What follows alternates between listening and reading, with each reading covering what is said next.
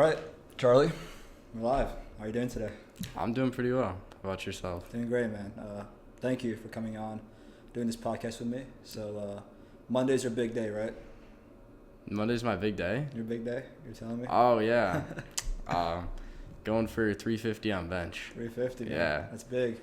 So, your PR right now, what was it? Was it 325 or 345? 335. 335. Okay.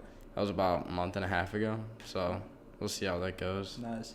How early on did you start getting into lifting and lifting heavy? Was it throughout high school, or was it?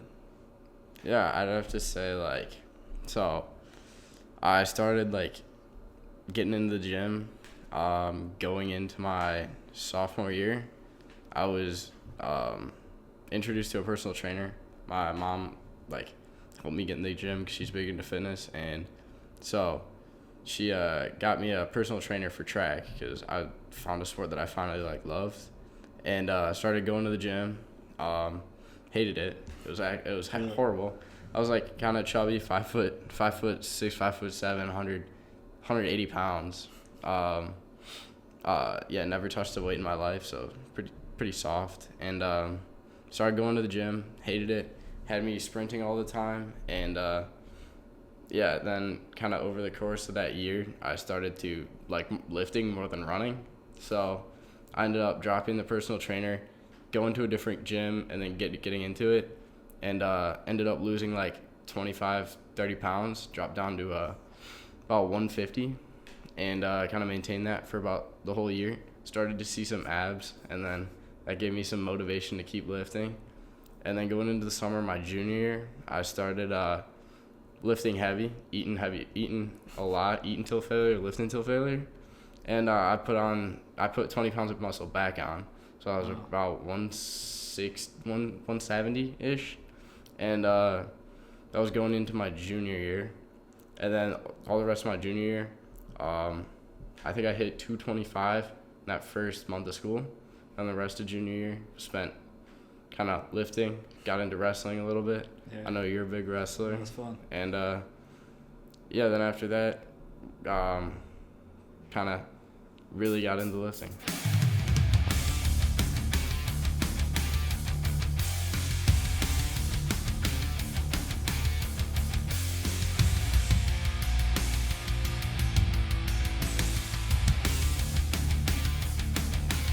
That was kind of my intro, was that going into my sophomore year of high school. Incredible, man. So when did that tipping point happen when you transitioned from not enjoying it to enjoying it?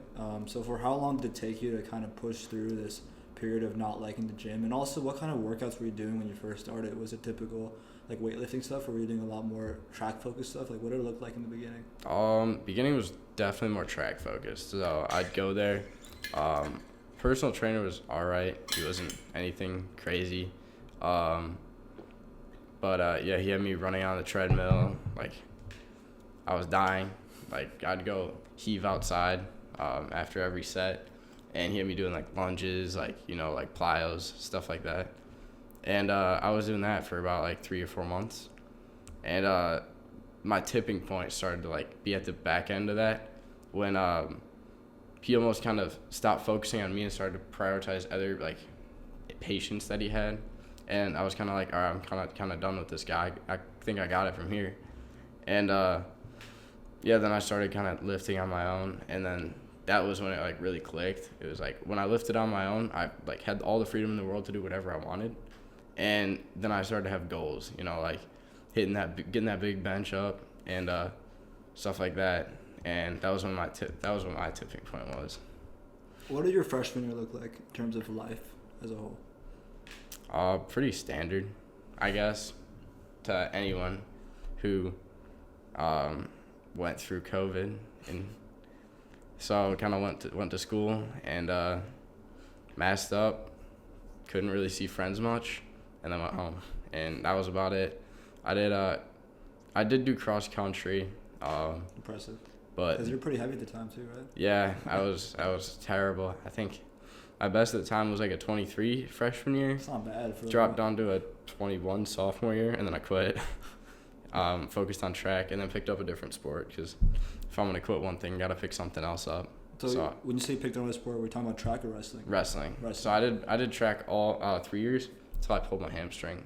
But if I was gonna quit one sport, I had to pick up another one. Yeah. And that's when I picked up wrestling, and I actually loved that sport. Yeah. What'd you love about wrestling?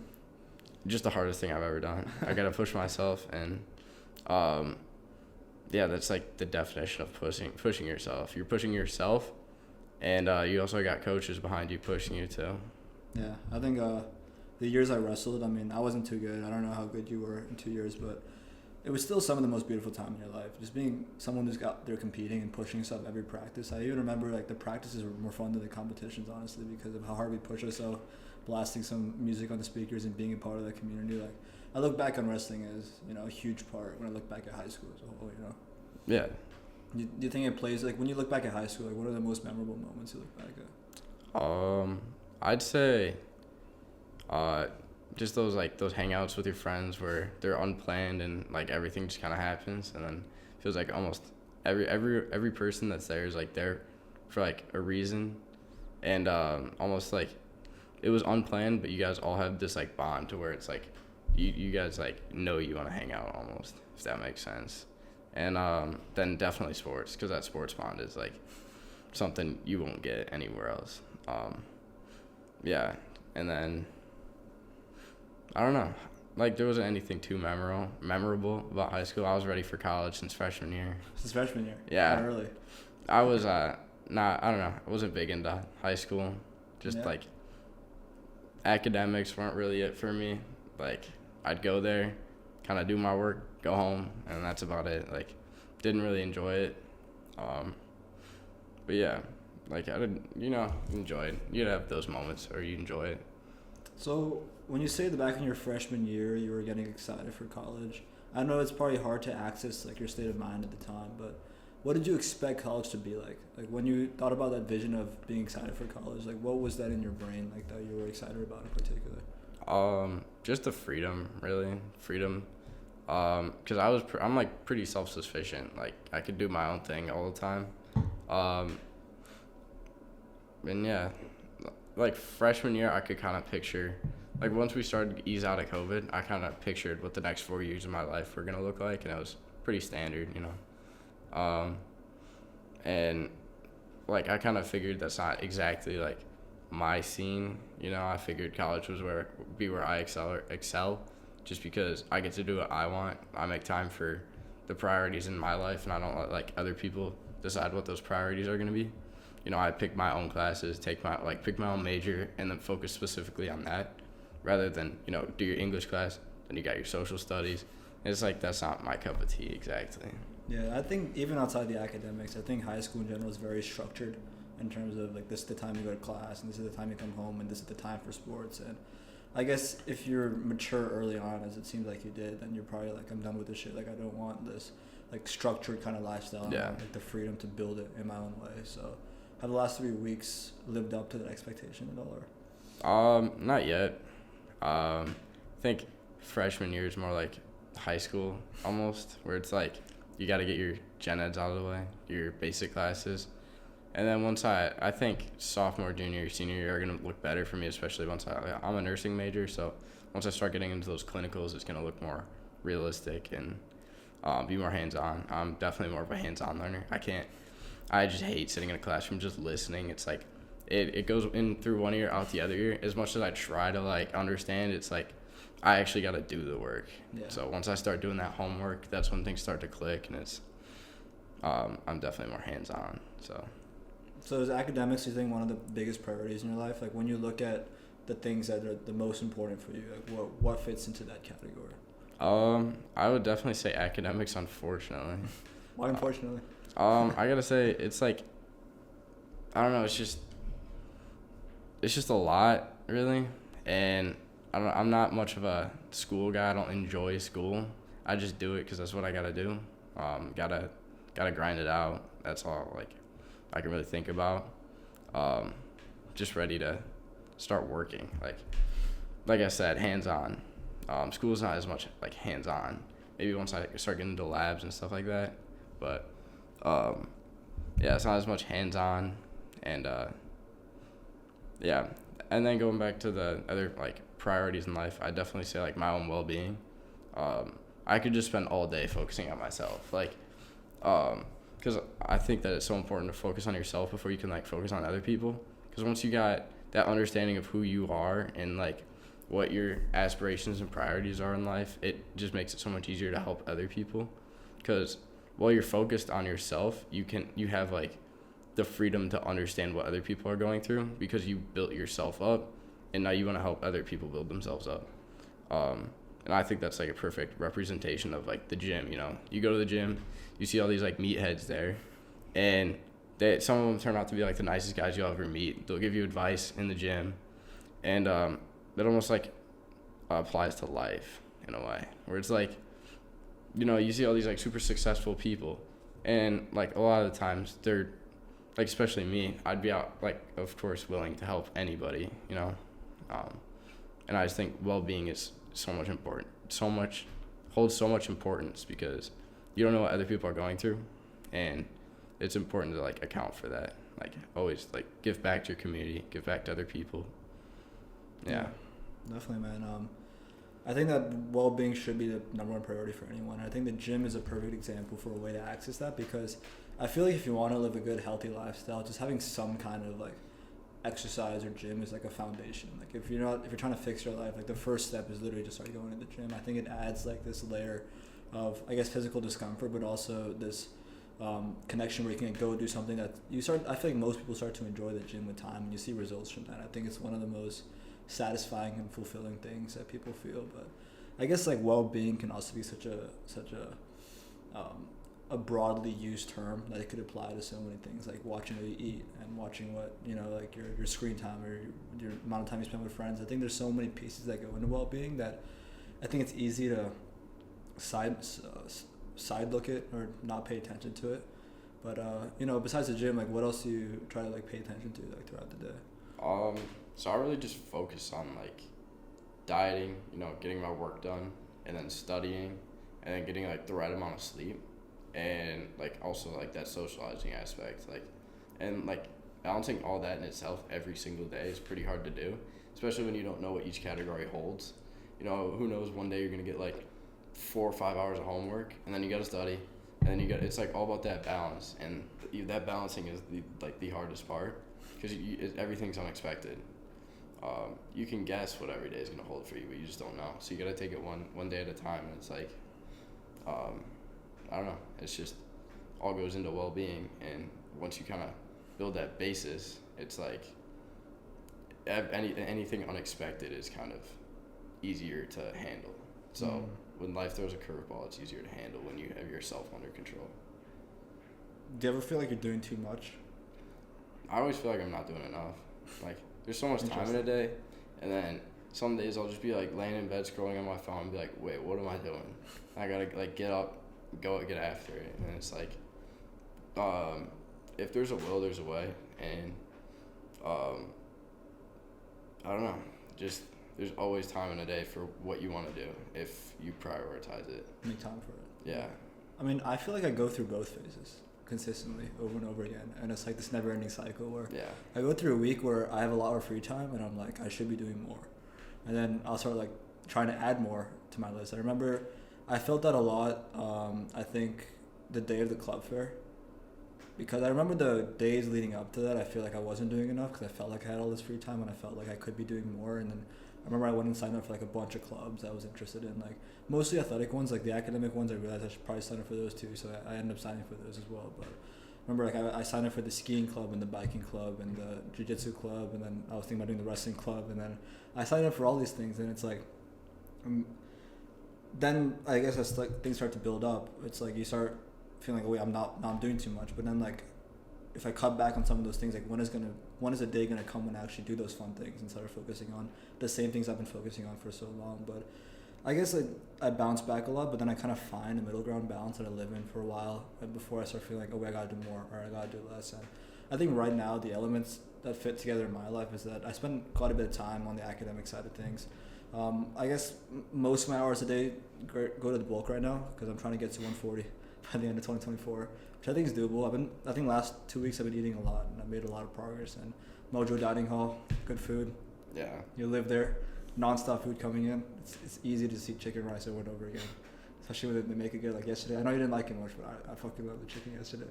I think yesterday I had dry chicken. You had dry chicken? Yeah, it's hit or miss sometimes. The chicken at lunch yesterday was not good, but if it's dry, you know they got more protein, so. Yeah, for sure. It's got a lot of protein, not a lot of calories, which kind of makes it hard. So, like, sometimes you go in there and be like, oh, I gotta eat all my calories. But, like, where? Almost. It's like, gotta find that, like, balance, you know? What do your meals look like when you're trying to gain? A lot of food.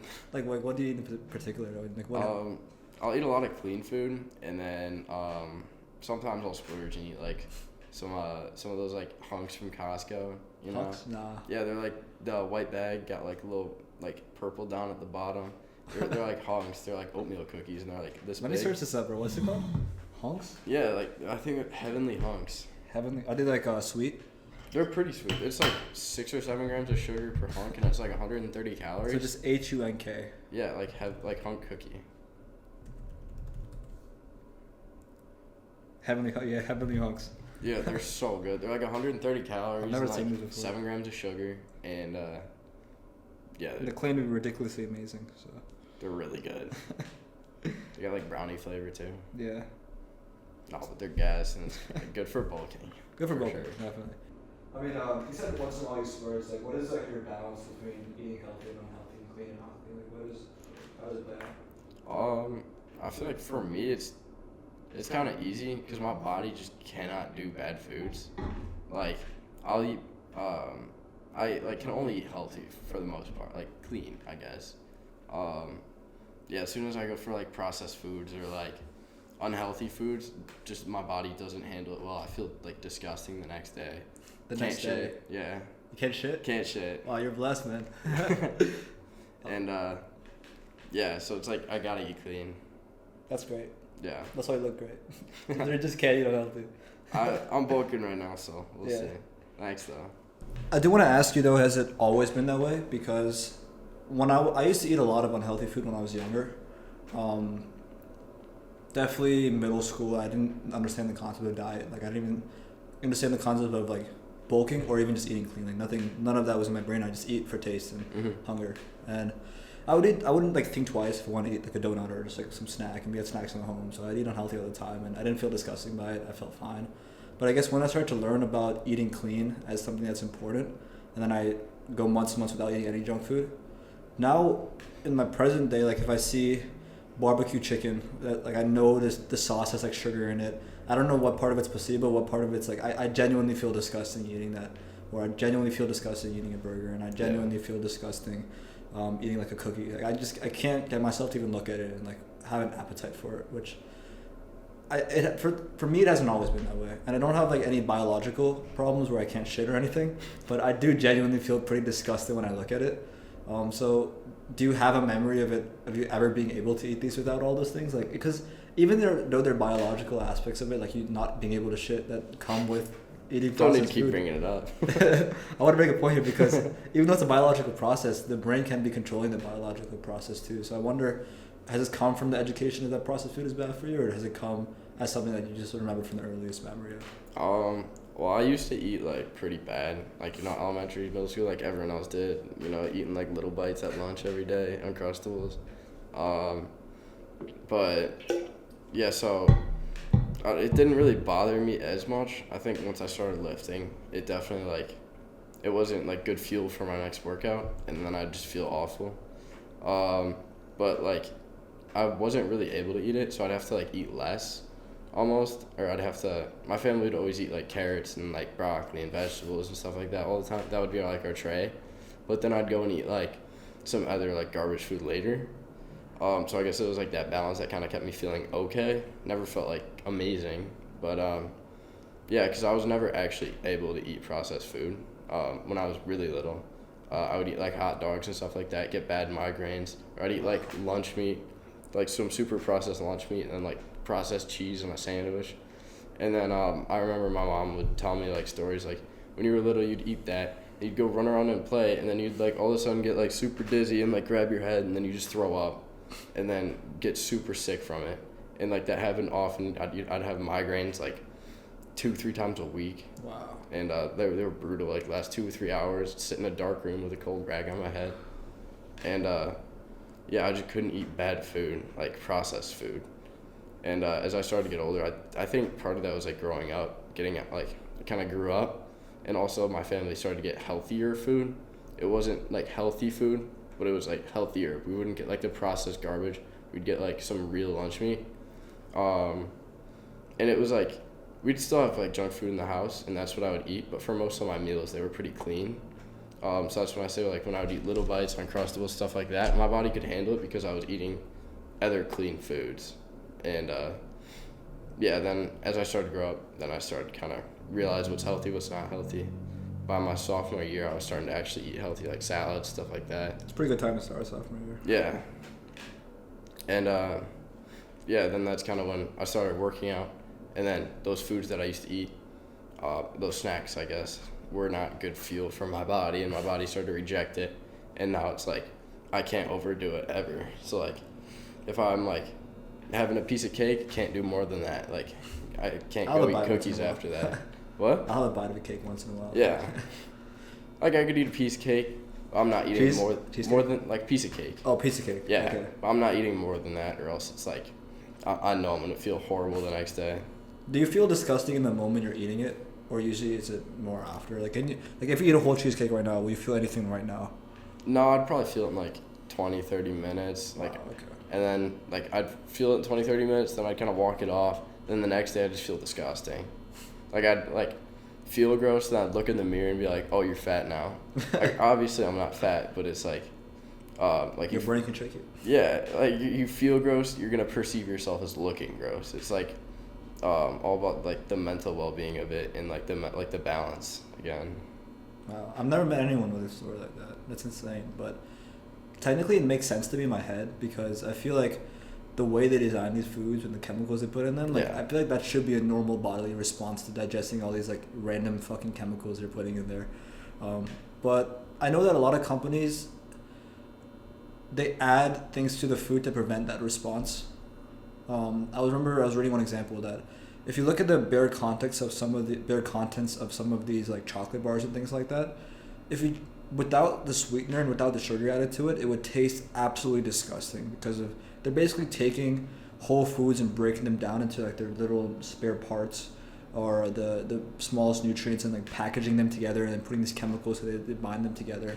Technically, that's supposed to taste disgusting. It should make you throw up, but the reason your body doesn't have a response like that is because they add sugar to it or they add other sweeteners to it to kind of trick your brain into thinking that this is actually fine. It's just a blueberry or something. And I'm pretty sure I read something about Coca-Cola that without some of the chemicals they add in there, if you just drink the Coca-Cola, you'd probably throw up because the amount of sugar that's in there, your body can't actually like digest that much sugar. Like your body will immediately sense that much sugar and just start to throw it up because you literally can't digest that much at once. But they put like some random chemicals in there to prevent that bodily response. And then you see all America obese because they're literally going against the things that evolution is designed for us to protect us. So I guess your situation makes sense. I wonder if you ever gone deeper into trying to figure out why. It's like a science way of talking to doctors or anything like. No, I just went to I know we went to the doctor and they're like, just try healthy food, see what happens. And then we did, and then I felt immediately better. No migraines anymore, no nothing. And still today, if I eat a hot dog, I could eat a hot dog, but if I eat like another hot dog, I'll start to feel like really like my head will start to feel like almost like fuzzy. It feels like I just feel gross like that, and I can't really do sausages. Just feel gross. Yeah. Most meats are processed, especially breakfast meats. Yeah, it's bad. But isn't it crazy that most people just eat terrible? Yeah. Like you go to Mojo Dining Hall and you look around, it's like what the fuck. Yeah. I feel like I don't know. Like obviously like you're hungry, you don't see anything else you like, so you grab like a pizza or something. But it's all about balance. Like you can have a pizza, just make sure you like, go exercise or like do something else to kind of counterbalance that, at least in your own mind. You don't have to like eat a pizza and then go and like run like 5 miles. You like eat a piece of pizza, enjoy your day, but then just make sure you do something to account for that like splurge. Like everything in moderation, you know, like you eat unhealthy, you got to do something healthy to kind of like make up for that. At least that's like the bare minimum in my head. Yeah, bare minimum. But unfortunately, 80% of America is going the 9-to-5 job, coming home, stopping at McDonald's on the way back, getting a McFlurry, getting a burger, throwing on the Trump-Kamala Harris debate, and sitting there fucking eating, just like watching, and then going to bed and no exercise, and they're back in the train next morning. It's a pretty sad situation we come to, man. Yeah.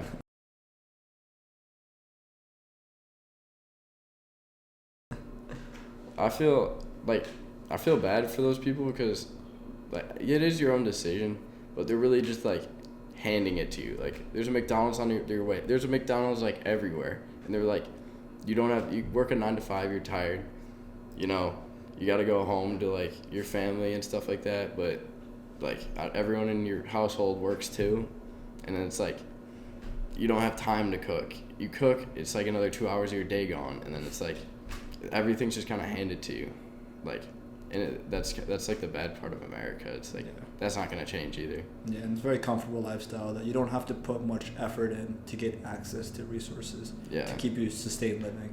The thing with McDonald's is really funny because there's the road that I take to get to the gym in Somerset, where I live in Jersey.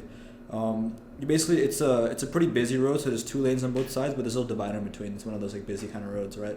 So there's a McDonald's on this side of the road right here, right? And to get there from this side of the road, you have to like come inside this complex, make a loop around, come there. It adds another 2 minutes to get to that McDonald's.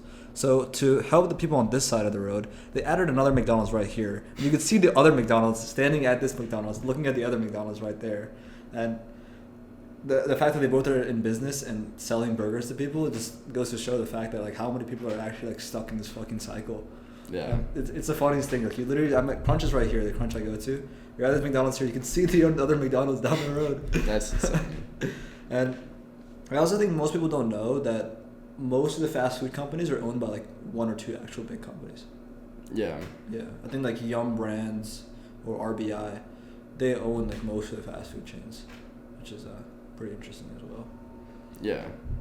I think it's like, I don't know. I think that like things need to change, but nothing's going to, which is unfortunate, and it makes it so much harder because it puts all the like pressure on the people to go out of their way, spend more money trying to get healthy food than it is to buy like fast food, and that's just terrible.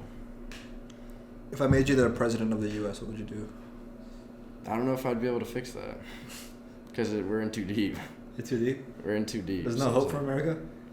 Well, I wouldn't say that, but it's like there'd have to be so much change, and so many people would be against that change because nobody likes change. Like, it's change.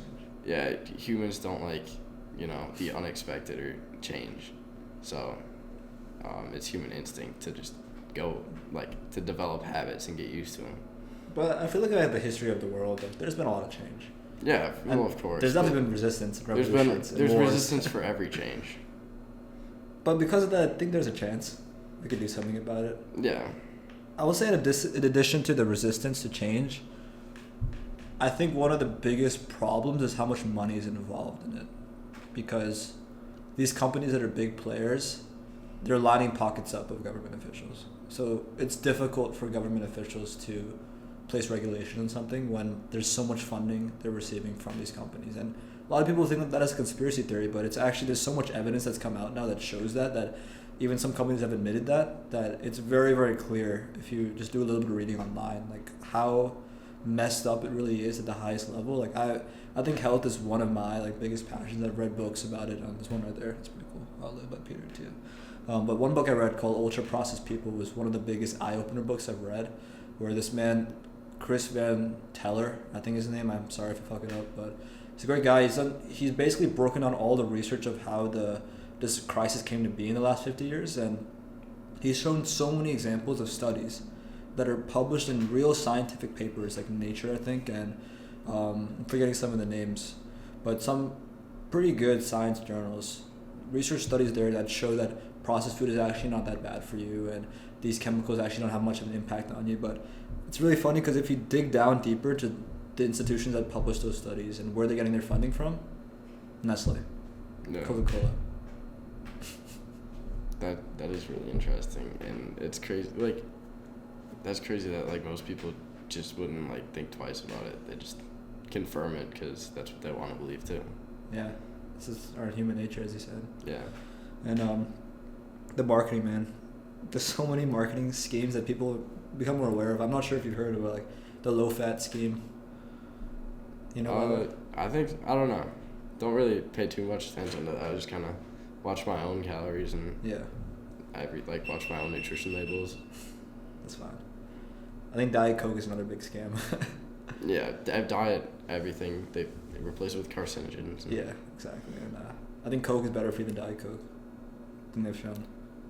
I said water. Yeah, water. Yeah, there we go. That's all we need. Yeah. Water.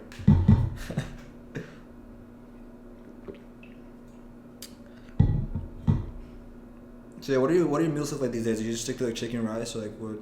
Just keep it whatever simple. the dining hall's got. What do they got? I usually hit up, all the stations. All the stations. We'll try a little bit of everything. Yeah, try a little bit of everything. Figure out what I like, what's healthiest, and then kind of stick to that.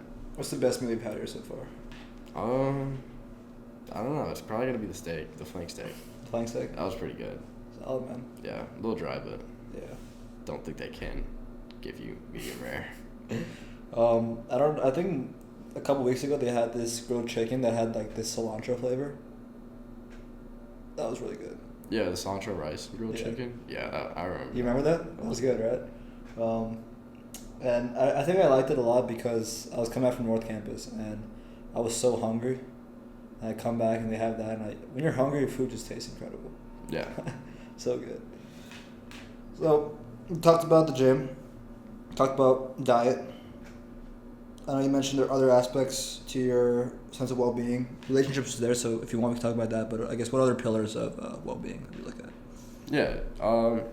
So I think, I don't know, just being social. I'm not the most social person. I like to stick to myself.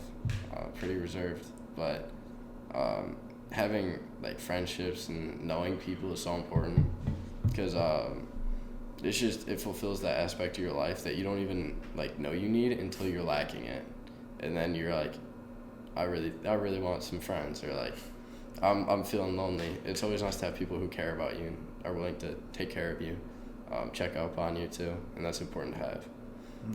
Maintain good relationships with people. Yeah, no beef. Just kind of live, just be nice to everyone. You know.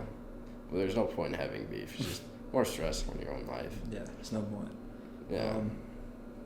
Yeah, I think when you mentioned you're a reserved person, I think also some people define themselves as reserved people just because there's some definition of what a social life should consist of, and we tend to think that if we don't have that, then we must be like reserved or different. But I think that social life could be such a broad term that there's no clear way to define it. And I think you mentioned that you don't realize you need it until you lack it, but sometimes you don't even realize you need it until you get it.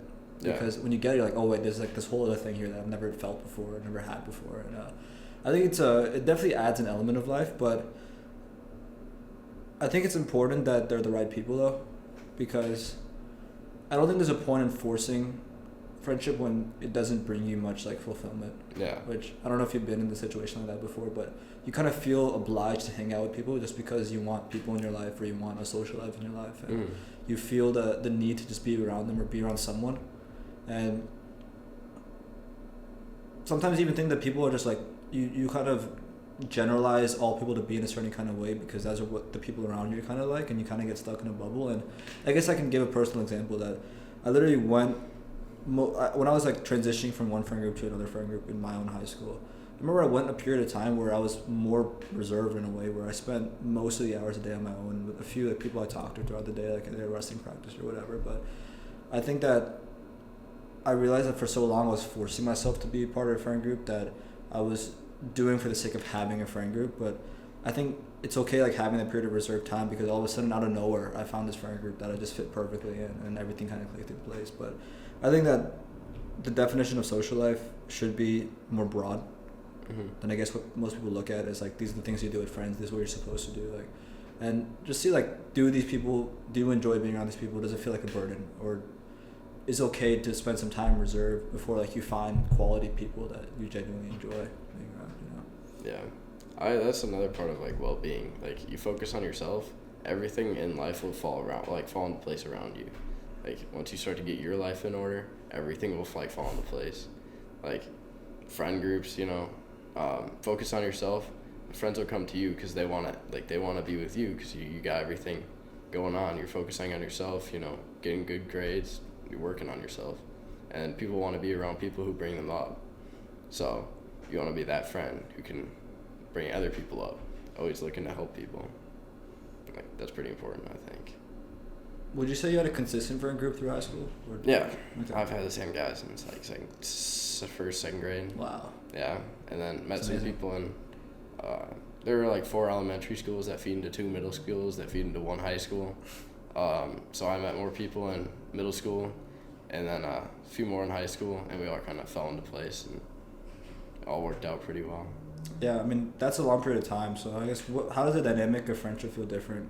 I mean, you compared to some of the newer people you met when you've known people for so long. Because I think that for me, there are people I know from middle school and elementary school that I'm in touch with, but I wouldn't call them like the closest friends, right? Yeah. Like, I'm in touch with them. I'll hang out with them once in a while. I go back home. I'll see them and everything. But it's weird because my definition of the closest friends has probably changed year to year. So what does the dynamic look like when it's the same people the whole way through?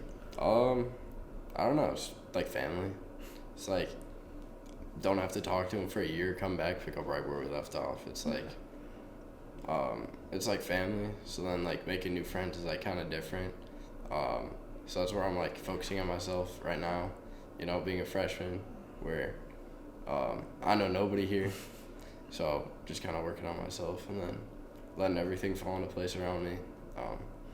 And I think kind of having that confidence is good because then don't have to worry about it, forced friendships and not my time, not worth my time.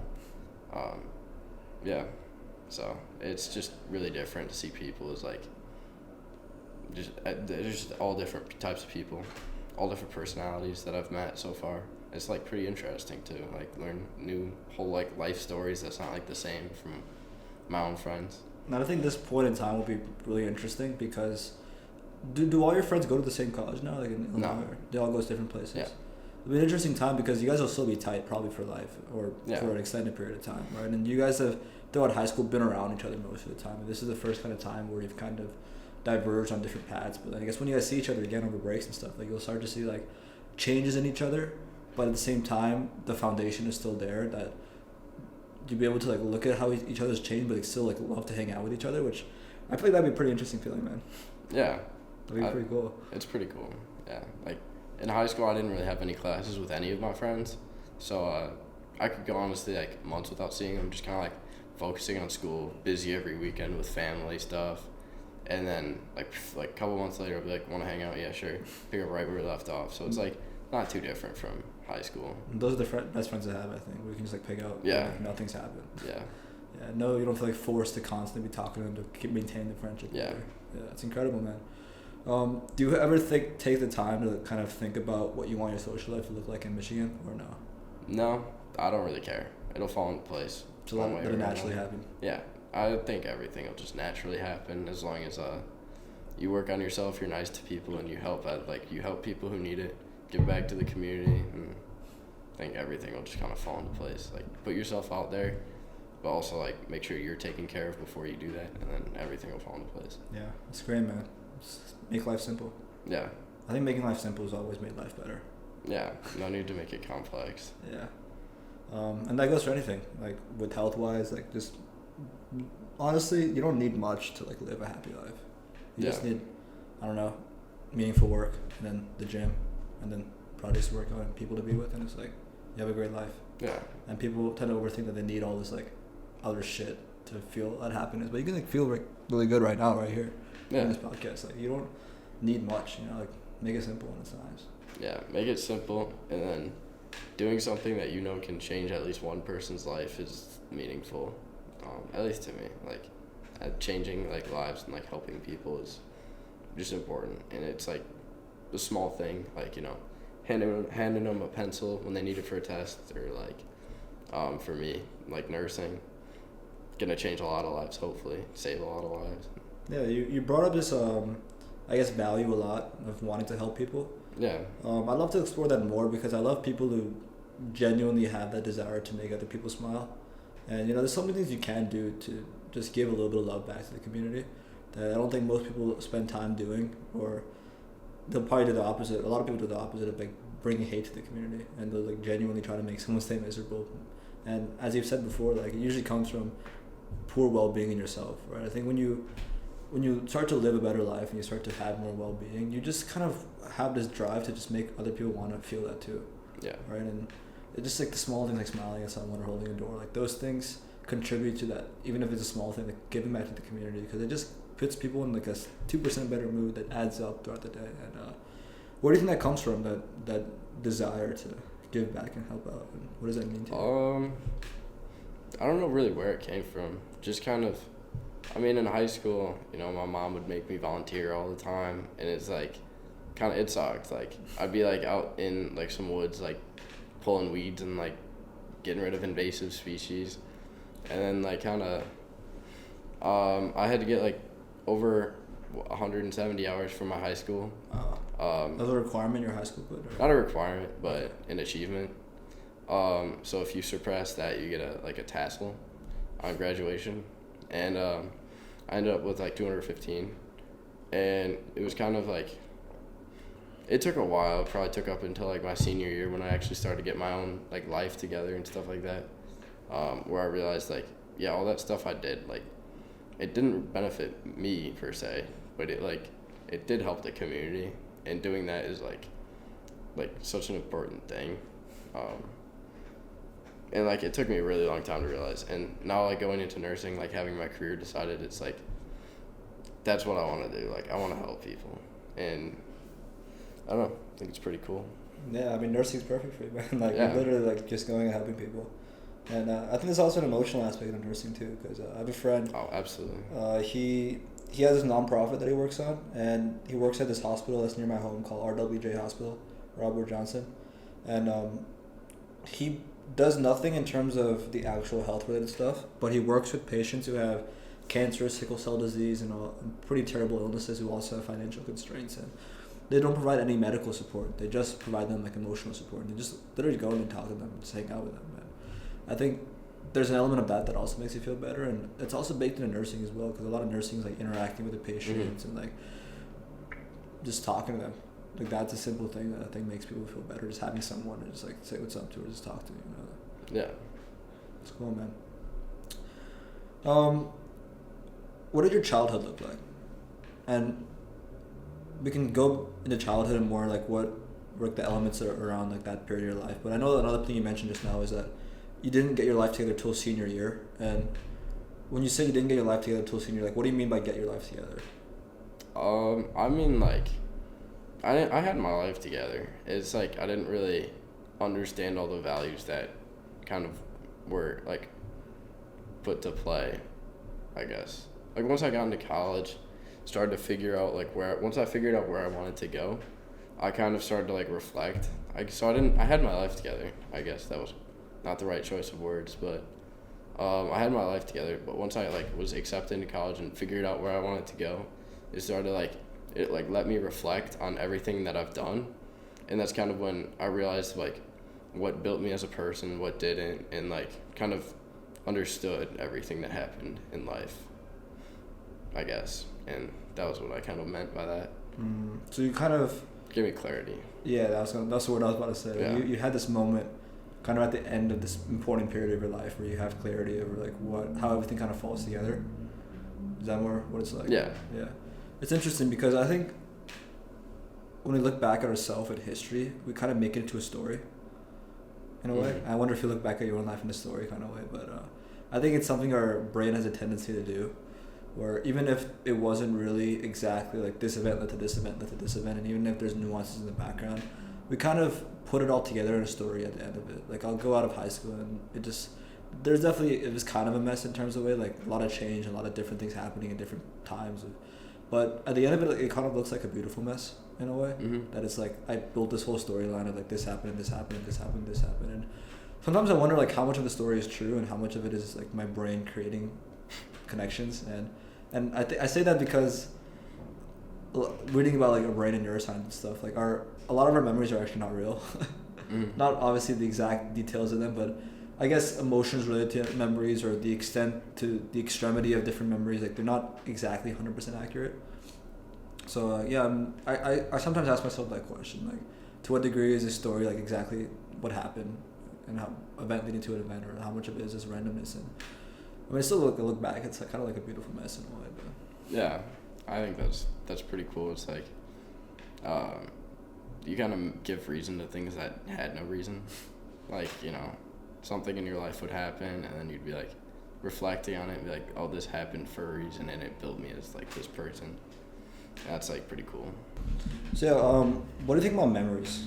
Because I find memories pretty cool, and I find it cool that it's so hard to like have a clear memory on certain events, and we forget so much with time. So what are your thoughts about memories? I think memories are an important part of like who we are. Like, I don't know. That's like a big question, I guess. I don't know. Like, they build who we are, and they give us things to reflect on and learn from. What do you mean by build who we are? Like our memories, when we think back on them, we give reason to them and understanding, and like we feel different emotions than we did in the moment. So we kind of tell ourselves a story about who we are. Yeah, it's like gives us a story on ourselves. Nice. What are the biggest goals you have envisioned for the next 4 years, besides your success in nursing? I don't know. Probably. It's hard to say right now just because everything's so new, so it's hard to set direct goals besides academics, because that's the reason I came here. But yeah, well, I've been talking to you. You've kind of established that a lot of it comes with things will fall in place with time. Yeah. So it's more just embracing like maybe today and tomorrow, and like focusing on things that are most important, and then with time like allow things to fall in place. Yeah. Let's go back to wrestling, because we haven't talked much about wrestling. It's something we both did for about a similar amount of time, because I started sophomore year, you started junior year. Yeah. I didn't compete till junior year, so it was interesting because it was both like a small element of both of our lives in the grand scheme of things, but it's also something we both look at as like a great thing we did for us. So, what are some of maybe biggest lessons you learned from wrestling, or like what was the transition like from Charlie who never wrestled to Charlie who like stepped on the mat? Like I think I definitely gained a lot of confidence from it. I also like lost a lot of confidence from it. Got humbled pretty quick. So my junior year I went. Our team was not good. Immediately was put on varsity because we were filling a hole in the line, and I got like clapped twice, like at a tournament. Was that your first 2 matches? Yeah, first 2 matches, lost both, like pretty quick, and so then kind of bounced back between like varsity and JV. Never won a varsity match that year, and junior year. Yeah, I did pretty good on JV. Just, like kind of dogging on freshman and sophomore. And then senior year I was varsity all the way, and started to not like it in the end just because I didn't like competing, and I felt like I wasn't getting better. Like the practices we were doing were the same. Coaches would not change anything up. We were just doing the same thing over and over, and I was starting to get pretty fed up with that. Because every time I'd step on the mat, I felt like I was just not learning from my mistakes. I'd like watch the videos, go home, try to do different things, but then I'd go to practice and then feel good at practice, then go into the meets and then just not perform as well as I wanted to. And that kind of bothered me. But practices, that was for sure like a highlight. I don't really think back on the meets too much, just the practices. Because I didn't really get too much out of the meets other than like just anger from like losing and not learning, or like winning but having it be like a terrible match. Because I don't think I ever had a match where I was like, damn, that was a good match. Yeah. I just felt like I wasn't applying myself from practice to the meet, and that just comes with time too. But because I was only doing it for 2 years, and yeah, but those practices were like the hardest thing, and I learned that like you could push your body past what you think you can. And it's a good lesson, yeah, and I think it's just such good exercise. It's insane. I've never experienced a workout like that. I think it's interesting that you bring up the point that practices are very different from meets, and that's very true because I think what goes into a real wrestling match is not really goes into practice because I think you're training for different skills in practice, and I guess it takes extra time to apply, like look back and reflect on the match and see like what went right, what went wrong, and I guess a good coach helps a lot there where they're like sitting down with you and like I'd sometimes go see my coach and like watch the video with him and he would give me advice. And I guess the lesson I learned, so my sophomore year I didn't wrestle much. I wrestled for a couple of weeks before I broke my elbow, and then my junior year I actually had so that was the first time I competed. So I started going in, I started losing matches pretty quickly too. Like it was, the first couple matches you wrestle, like they're probably gonna not be good. Even if you're a junior, like it feels kind of shitty because you're a junior and there's juniors with you who've wrestled for so long who are doing well, but then you just don't really know what you're doing. So, but with time, it took me like till the second or third meet to win the match. But I remember, luckily, like I was changing the way I wrestled with time, learning from those mistakes, right? Because beginning is very like a lot of technical mistakes I'd make, where I'd be, for example, on my on my heels instead of my toes. Like my whole positioning was a little off, or I was not taking shots properly. And literally the theme of my whole junior year was figuring out how to establish the basics right, and then just be like shooting correctly and defending correctly. And I literally didn't even care about any of the complicated stuff. I just kept focusing on that. And I didn't do too great that year. I remember, I think I won like 2 or 3 varsity matches against some pretty like dog people that were not good. If I look back at those matches, I'm like, what the fuck am I doing? Yeah.